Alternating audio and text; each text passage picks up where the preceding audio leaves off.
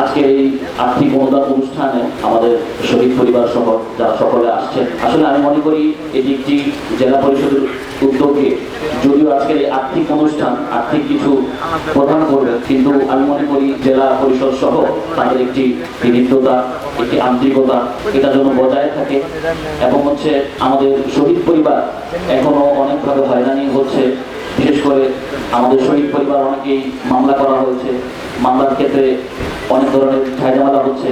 তারপর হচ্ছে তাদের লাশ উত্তোলনের বিষয়ে অনেক ধরনের ঝামেলা হচ্ছে, লাশ উত্তোলন করবে, এমনিতে হচ্ছে শহীদ পরিবারগুলো হচ্ছে শোকাহত। তারপর হচ্ছে এই লাশ উত্তোলন করার জন্য আবার একটা পেরেশানি করা হচ্ছে। তো এই সমস্ত বিষয় নিয়ে আমি একটু দেখার জন্য বলবো, দৃষ্টি আকর্ষণ করার জন্য বলবো। তো আমরা আসলে শোকাহত, আমাদের সাথী আন্দোলনে থেকে আমাদের সহযোদ্ধারা এমনিভাবে স্বৈরাচার সরকারের বিরুদ্ধে আন্দোলনে নেমে একটি সুন্দর বাংলাদেশ গঠন করতে গিয়ে তাদের জীবন হারিয়েছে, তাদের প্রতি এবং যারা অঙ্গহানি হয়েছে, আহত আছে, তাদের প্রতি আমাদের বিনম্র শ্রদ্ধা। তারা কুণ্ঠা করে, ফলে শহীদের মর্যাদার ক্ষেত্রে আমরাও কোন ধরনের কুণ্ঠা করতে পারি না।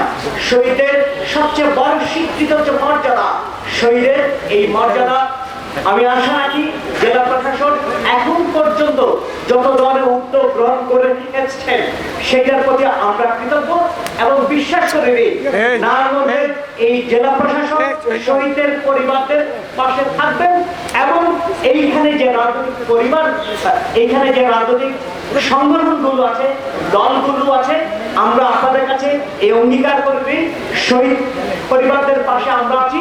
শহীদ যারা হয়েছেন তারা অবশ্যই দেশের জন্য নিঃস্বার্থ রক্ত দিয়ে গেছে। মানে এই শহীদের রক্তের সাথে আমরা কেউ ভেবে না ফেলে লাগতো, কারণ যে ফেসিস্টের কারণে আমরা এত আন্দোলন হলো, শহীদ হলাম, আহত হলাম। আজকে শহীদদের কারণে কিন্তু আজকে আমরা একটা মুক্তি সুন্দর উঠতে করতে পারছি। অনেক আমরা বয়স হয়ে অনেক ভাইয়েরাও পদ পর্যন্ত ছিলেন, পদ উন্নীত হওয়ার পর এখন সুন্দর সবাই মিলেমিশে আমরা একসাথে করতে পারছি। আমাদের সামনে সব ভাইয়েরা আসতে পারছে, কিন্তু এদের এই শহীদের রক্তের বিনিময় এজন্য এই আমাদের অবসরমুক্ত সবসময় একটা পরিবেশ থাকে। সবার কাছে আমার জানাচ্ছি সকলের জন্য আসসালামু আলাইকুম।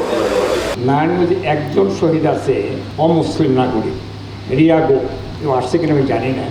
আমি রিয়াগোর বাসায় গিয়েছিলাম, যাওয়ার পরে রিয়াগোবের ফ্যামিলি আমাদের অ্যালাউ করতে চায়।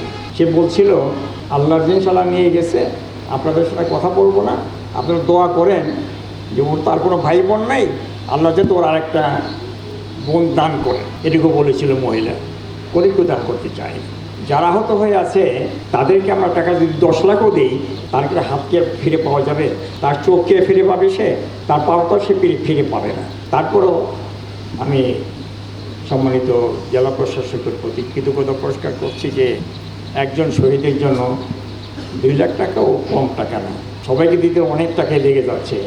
তারপরও এটা আমি দাবি করব যে এইটা তো শেষ দেওয়া না। যতদিন বাংলাদেশ থাকবে পৃথিবীর মানুষ, বাংলাদেশের মানুষ এই শহীদদেরকে শ্রদ্ধা স্মরণ করবে সারা জীবন।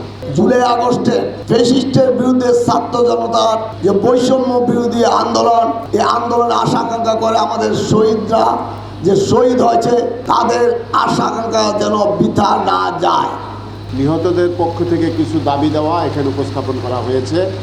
সেটা সম্পর্কে আমি জেলা প্রশাসনকে বলতে চাই যে নারায়ণগঞ্জে কিছু স্থাপনা আছে, যে সকল স্থাপনাগুলোতে এই শহীদদের নামকরণ করা যেতে পারে।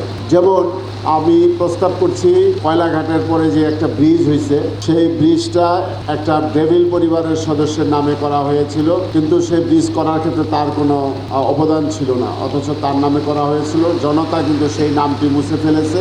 সেখানে একজন শহীদের নামকরণ করা যেতে পারে। তারপরে নারায়ণগঞ্জ বিবি রোড, বঙ্গবন্ধু রোড, এই বঙ্গবন্ধু রোডের নাম এখন আর রাখার কোনো প্রয়োজন নাই। আমি মনে করি এখানেও কোনো শহীদের নামে সেই নামকরণ করা যেতে পারে এবং আরও বহু প্রতিষ্ঠান আছে, সেগুলিকে এইভাবে নামকরণ করা যেতে পারে।